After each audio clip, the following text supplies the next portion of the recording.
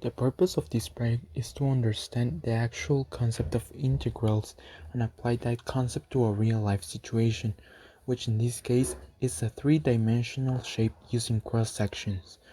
Compare how accurate and helpful is calculus when this is applied to real life.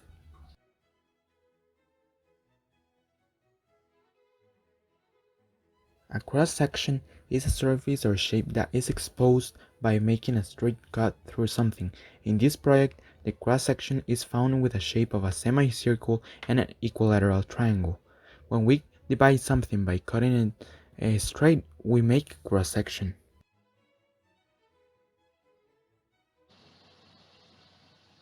So this is my first region. It is the middle triangle of my logo. I have to find the volume of this region using cross-sections equilateral triangles perpendicular to the y-axis. This means that my cross-sections have to be parallel to the x-axis, like this. So the process that I used to calculate the volume practically was taking the side first. We have the formula for the area of an equilateral triangle, which is the square root of 3 over 4 times side squared. For an equilateral triangle, we have the three sides or equal size. So I took the side here with the Google Sheets. Then I used the formula to find the area, which is the square root of 3 over 4 times side squared. Plug in the values. For this column width, this is the width of my cross sections. Finally, I found the volume by taking area times width, which gives me the value of the volume for these cross sections. In this case, the side is 3.5 units. The area we have 5.30. For the width we have 0.07, and area times width would be 0.35 units. We used 41 cross sections for this region, and adding up we found that the volume using Riemann sum, in other words this volume using cross sections that I did, was 5.1288. Now this is the process I used to find the volume using integral. In other words, finding the volume theoretically. So if we look at this graph, we see that the boundaries of the graph is -2 and 1. We're saying this because the cross sections that we have are perpendicular to the y-axis.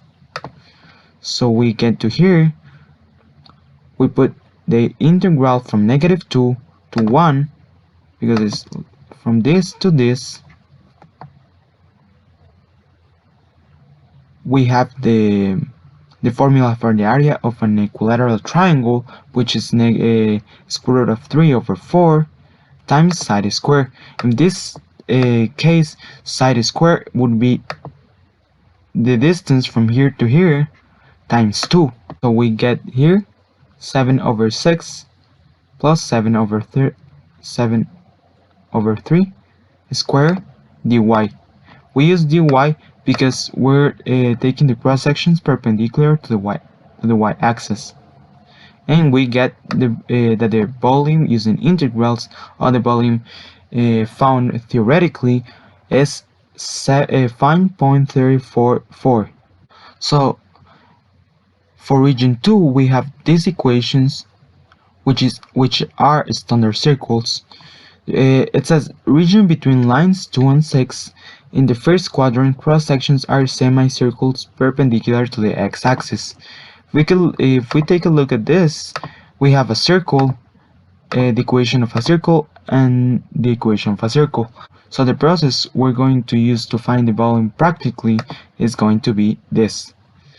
We use the formula for area of a semicircle, which is pi over 2 times radius square.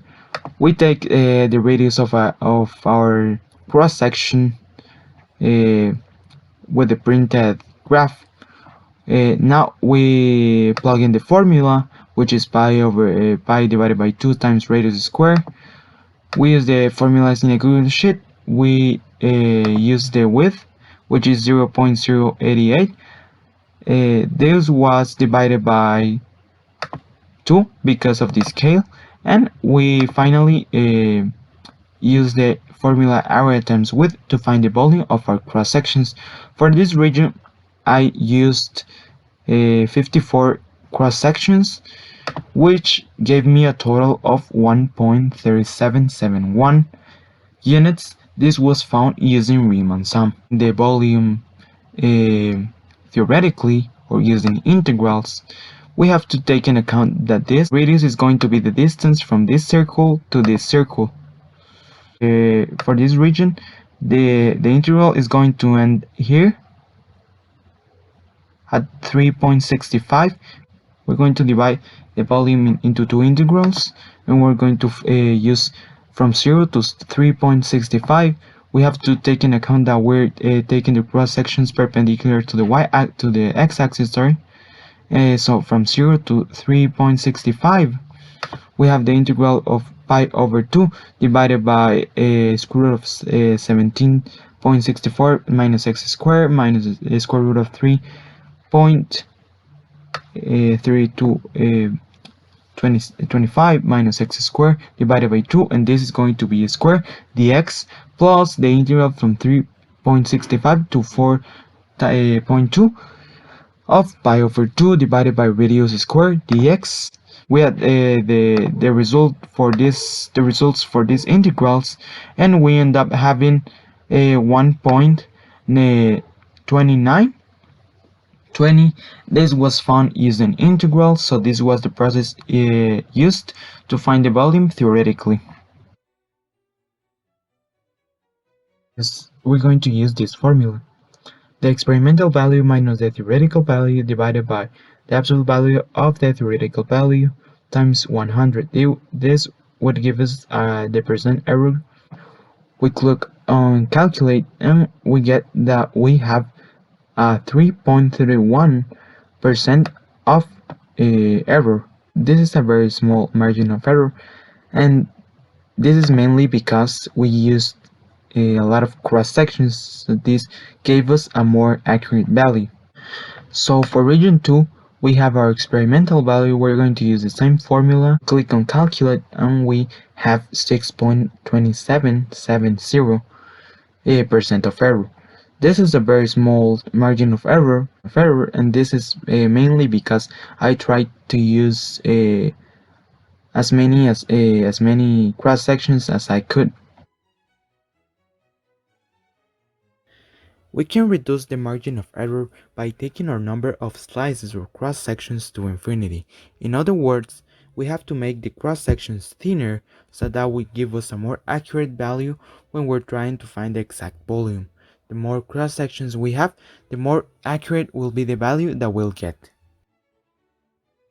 I think I like the part where I had to find the volume using integrals, because it was much easier to do it. I struggled cutting the cross sections because it took so long to finish. In general, I like this project. Iron Man is my favorite superhero. I like Iron Man because he is the smartest person in the Marvel Universe. One of his qualities that I see reflected in myself is that I work hard to accomplish my goals.